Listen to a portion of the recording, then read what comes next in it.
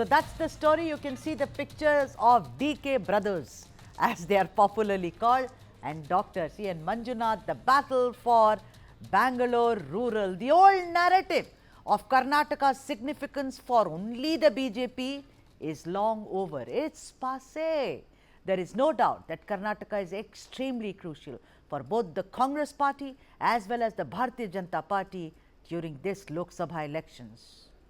Today, we shall focus on Bangalore Rural, one of the most important, more than important, one of the most prestigious seats in the state.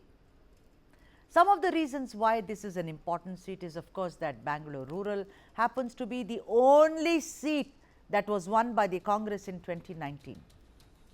The area is dominated by 70% Vokkaligas and 15% Muslims, and that is one reason that it has become the clash of the titans. On the one side are the DK brothers, Suresh and Shivakumar, and on the other, the former Prime Minister Deve Gowda's family, both favourites amongst Vokkaligas. Who's this man from Deve Gowda's family? His son-in-law, Dr. Manjunath, and they are all banking upon his in-laws' legacy and their influence, and also, of course, very importantly, Prime Minister Modi's popularity. The DK brothers, of course, are in power and handing over many promises to the people. There is, of course, the 5 guarantees. The Congress is going to these polls with the 5 guarantees. But here, when the DK brothers, particularly DK Shivakumar, comes to Bangalore Rural, he talks about what is very important. Listen in. Kaveri water, fully Kaveri water, to give more water. Then all others are Putterili Lake issue is a small issue. I know that this 2 issue. If I get this done, what you are going to give to me? Simple.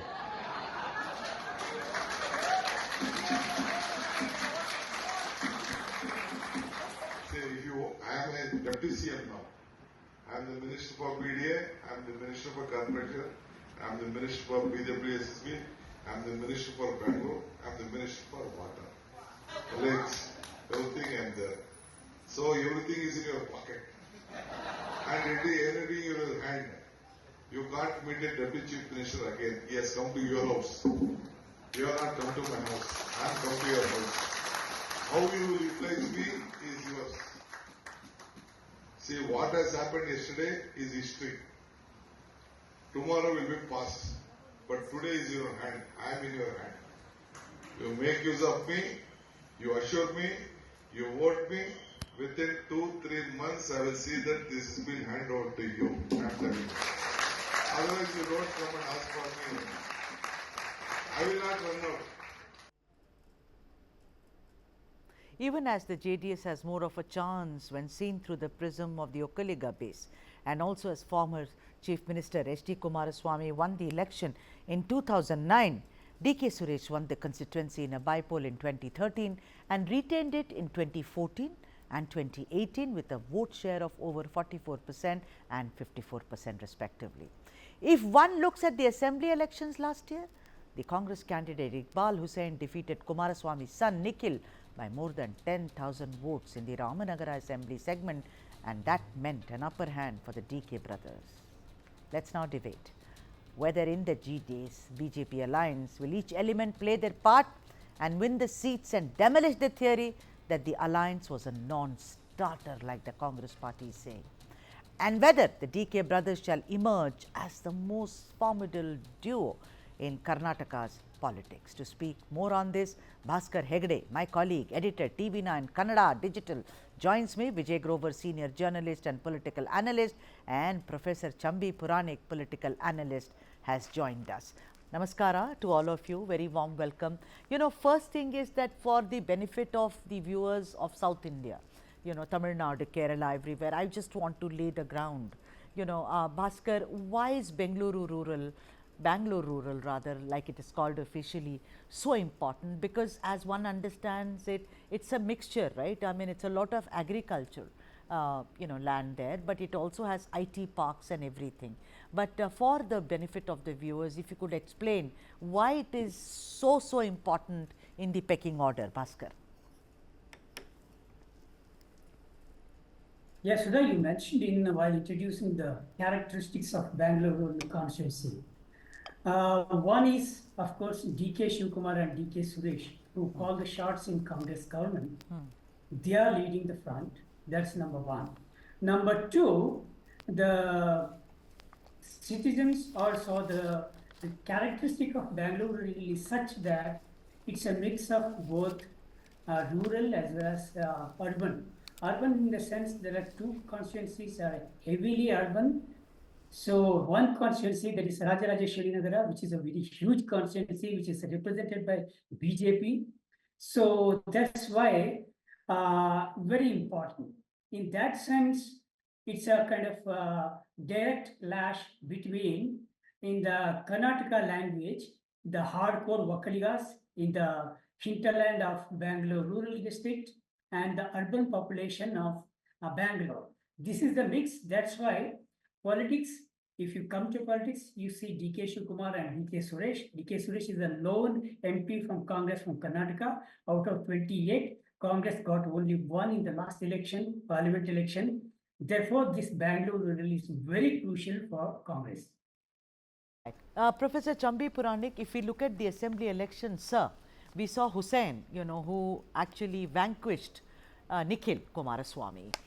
Yes, it's Vokkaliga belt. JDS traditionally has a great kind of a participation and popularity amongst the Vokkaligas. But after that, and now that the JDS has signed up with the BJP, do you think it's going to be a very, very difficult run for Dr. Manjunath? Well, it looks like that, but Dr. Manjunath's image and the kind of popularity that he has, I think Manjunath definitely will appeal to the urban voters, especially Rajarajeshwari Nagar and another constituency which is adjacent to the urban conglomerate of Bangalore Rural.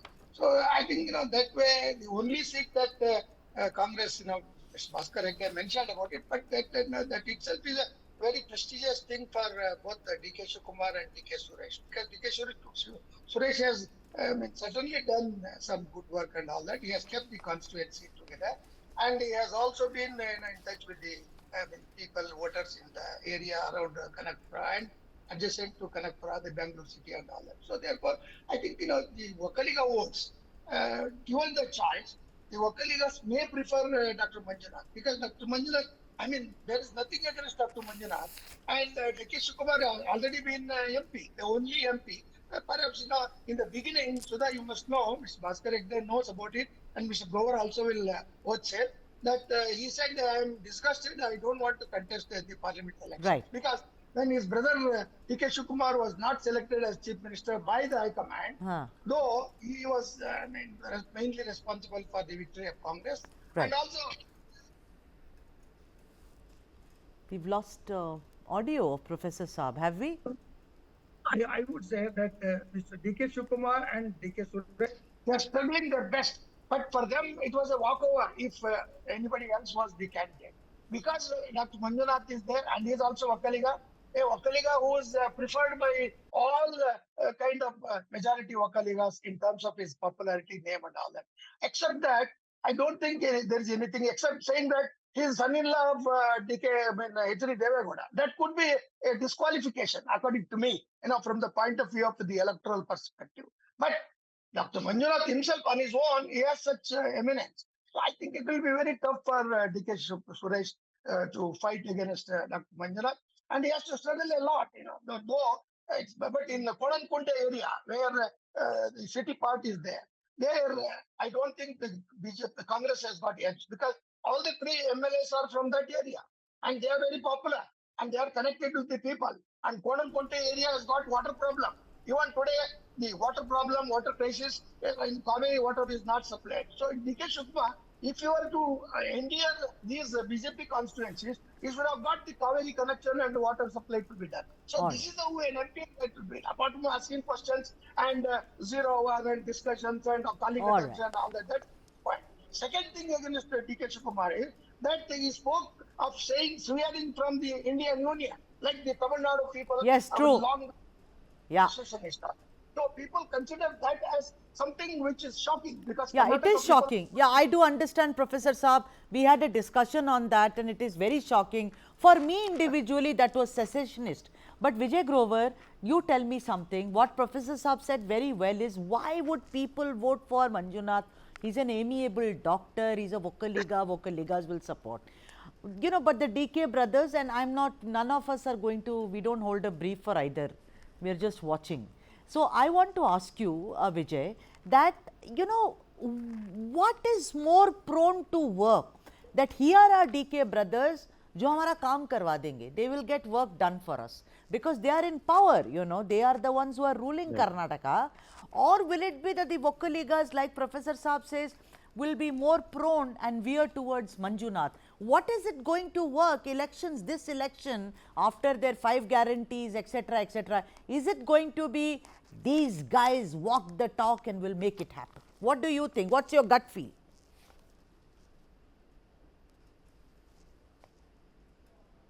Vijay? Well, since Bangalore rural constituency is concerned, constituency which has, agrarian vote and also a huge chunk of voters who are connected to Bangalore city for their work, and a large chunk of them live in the city now because the city has grown itself to actually expand to Bangalore rural. Now, one of the things that comes over here, and is the point to be noted, and Dr. Chambi Puranik also said it very rightly, the fact that H.D. Deve Gowda's son-in-law may not be a feather in the cap for Dr. Manjunath.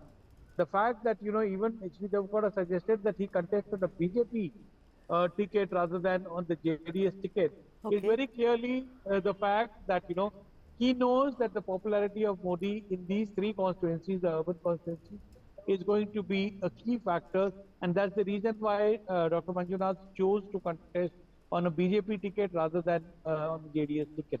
Now, also the thing is that one of the things that goes in Dr. Manjunath's favor is the fact that he has an image which has impeccable credentials as a doctor of very high reputation, Yes. a person who was actually seen as a god by so many because when heart surgeries were so expensive, he at Jayadeva ensured that even the lowest strata people got their surgeries done, and actually the reputation that he's earned over the last 25 years is something that shows him in very good light. Even during his campaign, we saw very interestingly, he was not talking just about asking for votes, he was also advising people on how to walk and the importance of walking. That is something which very clearly, which is very idealistic. But do elections, our elections, we are seeing the shrill rhetoric during these elections. Elections are not fought on these. If everyone is so idealistic and good, Dr. Manjunath, I've heard poor people coming on air and saying, he's our God, he saved my son's life. Bhaskar, I want to ask you that the elusive caste census, we went on and on about where is the caste census, is now people asking. Of course, maybe it will come to see the light of day after the elections. But we remember how the Lingayats and the Vokkaligas, both of them protested. Even Deputy Chief Minister Shivakumar, he said that, listen, I'm sitting out and I'm showing myself to be more of Vokkaliga. Do you think there is anger amongst the Vokkaligas so far as the Congress party is concerned, because they already know that maybe their participation and also their numbers may have depleted in this new caste census? Any kind of anger which may impact Bangalore rural, Bhaskar? So that the anger related to caste census might not work out or play out in this particular election, election, because there is one parallel development happened. This morning, one particular section of Vokkaligas, Vokkaliga Vakkuta, they held a press conference and they said they are supporting Congress candidate. This is being read as a kind of last ditch effort by the Congress to woo Vokkaligas. They are getting more and more Vokkaliga organizations to come in support of Congress leader DK Suresh, because they seem to be worried. That is the first sign which basically shows that there is a very high intense contest playing out in this election. Otherwise, it would not have been a contest at all, but for Dr. C.N. Manjunath. Number one. Number two, caste census might not be an issue because both JDS and BJP, the two opposition parties, are not speaking out about this issue throughout the campaign. Therefore, I think people have not discussed, or people may not judge based on this issue. All right. Professor Puranik, let me come to you. Professor Puranik, the point is that, traditionally speaking, we always see that the Lingayats have supported the BJP. Correct me if I am wrong. BJP has a strong hold over Lingayats. We know the drama which happened assembly elections. They made a lot of mistakes and they are trying to rectify the mistakes. I do not know whether they will be able to. And the Vokkaligas have traditionally supported JDS. It is only the assembly elections which saw the Vokkaligas moving and cozying up to the Congress party. So, do you think that with the BJP and the JDS combined now with Dr. Manjunath, who is a Vokkaliga himself, do you think that they have less of an advantage? I am saying less because half of it, BJP is more Lingayat, and here anyway they lost in the assembly elections, they had a drubbing as it were. So, the JDS is on a shaky ground. Won't you look, if you look at arithmetic, sir, if you look at numbers, sir. Yeah, Sudha, from the point of view of JDS, let me be very frank, brutally frank, that it is now or never. It's the question of survival for, JDS. That's what Kumaraswamy said 2 days back. If I am defeated in Mandya, that means it is the end of the JDS. That's why I have come. I have been forced and requested by the people of Mandya, Vokkaligas specifically, that you should revive, rejuvenate. And also, the tears and the appeal of Mr. H.D. Deve Gowda. I think, as you said, logic, reason, and other things, that apart. Election is, after all, to seize power, by hook or crook, fair or foul means. But in terms of caste factor, I think it's going to be a very tough neck-to-neck fight because DK Suresh, though he has done good work, especially in the 10-lane road and all that. COVID, then, sir, COVID. He did a lot of work during COVID. He has done a lot of work. See, but the point is, if BJP had not fielded Dr. Manjunath, perhaps BJP would have lost it and it was a cakewalk for Suresh. That's why. So the very clever move of both H.D. Deve Gowda and Kumaraswamy along with BJP is that they have not fielded him as JDS candidate to remove that caste and family dynastic connection. So they have shifted him to BJP so that in the support, whatever the kind of mobilization, all people except minorities and some of the hardcore Vokkaligas will support DK Suresh because he has been member for 3 times and it's the 4th time. So therefore, that's going to be a very tough choice. But as you said, for JDS it is now or never. It's a question of survival. I'll tell you if DK's brother is defeated, it will be a big setback for DK's because he is going to be the chief minister for the next term, next half of the term. That's what he's been saying. If that is the choice of the Vokkaligas, I'm sure Vokkaligas will stand by DK Suresh. But beyond that, there is Modi factor. The advantage of Manjunath becoming Minister for Health, the center, if he wins, and many other advantages. Those are all plus points which everybody will think practically, pragmatically, and also from the point of view of their own candidate becoming a center. Certainly, a person who is highly qualified. All right. Vijay, we spoke about the Vokkaligas. What about the minorities? There are around 17%, if I'm not wrong. Now, these minorities, Iqbal Hussain, obviously, it worked last time for the Congress party where he vanquished Nikhil. The point is that I want to ask you that, what about the minorities? I mean, their votes count, and with a very shrill, campaigning which is going to unfold about Ram Mandir, Article 370, etc., CAA, NRC, etc., etc. Do you think that that is sure shot? BJP JDS alliance cannot even hope. Do you think that those doors are shut for them? Well, see, one thing very clear about this is the minorities, most of them have made up their mind for the simple reason that, they had an alternative earlier that the JDS could be one platform that they could bank upon. But, with the JDS BJP alliance, now that door is closed and, there is no other option.